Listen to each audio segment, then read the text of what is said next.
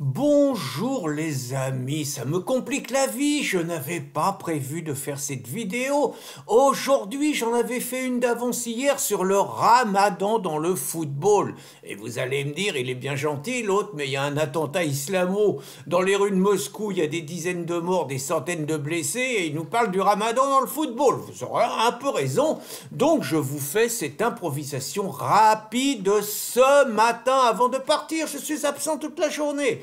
Alors d'abord quelques mots sur la reprise de Riposte Laïque, puisque Riposte Laïque est en ligne depuis ce matin.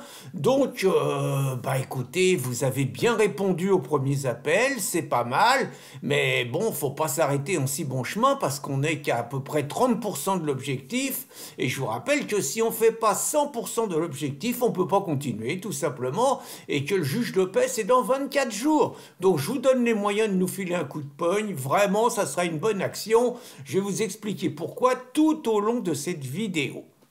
Donc, les scènes abominables hier dans un théâtre à Moscou qui ne pourront rappeler à Patrick Jardin et à tous ceux qui ont perdu un membre de leur famille au Bataclan le même mode opératoire, des mecs qui arrivent en calache et qui arrosent absolument tous les civils des armées.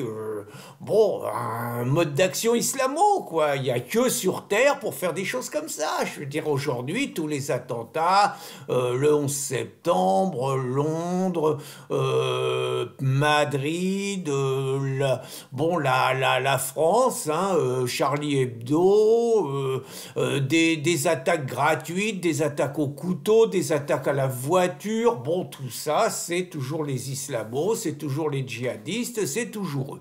Avec une particularité concernant Moscou, c'est que c'est l'État islamique qui a revendiqué cet attentat.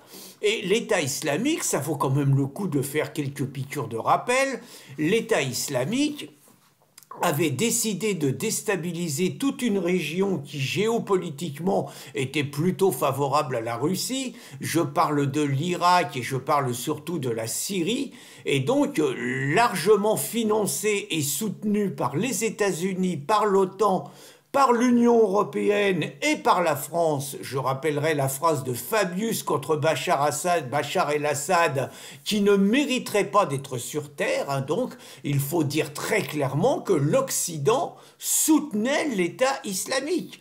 L'Occident soutenait l'implantation, l'installation, la prise de pouvoir de zones entières, pas trop loin de la Russie par ailleurs, au service de la politique américaine. Il faut quand même un tout petit peu rappeler ça. Et donc, il peut peut-être y avoir un rapport entre l'OTAN, entre les États-Unis, entre l'Union européenne et l'agression subie hier par le peuple russe, auquel, naturellement, nous devons amener toute notre solidarité.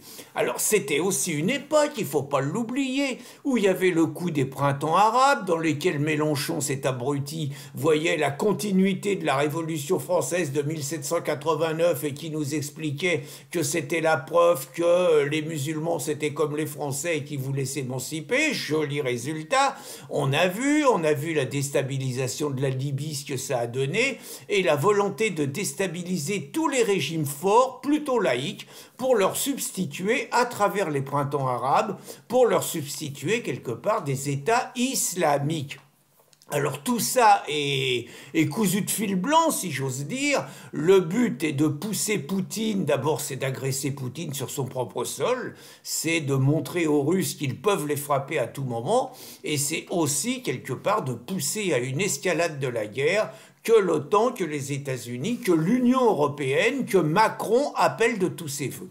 Alors, je conclurai cette vidéo en disant que ce que nous avons vu hier au théâtre de Moscou, ce que nous avons vu en 2015 au Bataclan, on sait tous que ça peut se reproduire à tout moment en France.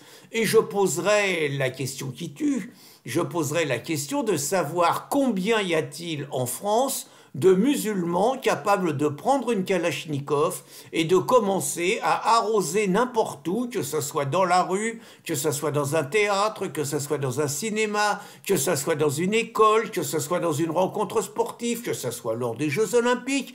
Combien y en a-t-il qui sont capables de passer à l'action? Alors certains nous disent, hein, mais ils sont pas tous comme ça, heureusement d'ailleurs. Mais admettons, on va être gentil, parce que certains parlent de 10% de radicalisés. Je vous ferai remarquer que s'il y avait 10%, il y en a quand même 12-13 millions, ça fait plus d'1 million. Si c'est 1%, c'est quand même une armée de 120 000 personnes capables, et c'est vraiment l'hypothèse basse, à tout moment de passer à l'action. Et pendant ce temps-là, tous ceux qui ont sur les mains le sang de toutes les victimes de l'islam, les politicards qui sont au régime, qui sont au pouvoir depuis 30 ou 40 ans, toute la gauche immigrationniste, écolo et insoumis en tête, continuent à imposer à la population française, avec la complicité de Macron et de l'Union européenne, toujours plus de musulmans, toujours plus d'islamistes, toujours plus de risques pour les Français de finir comme les malheureuses victimes innocentes au théâtre de Moscou hier. Assassins!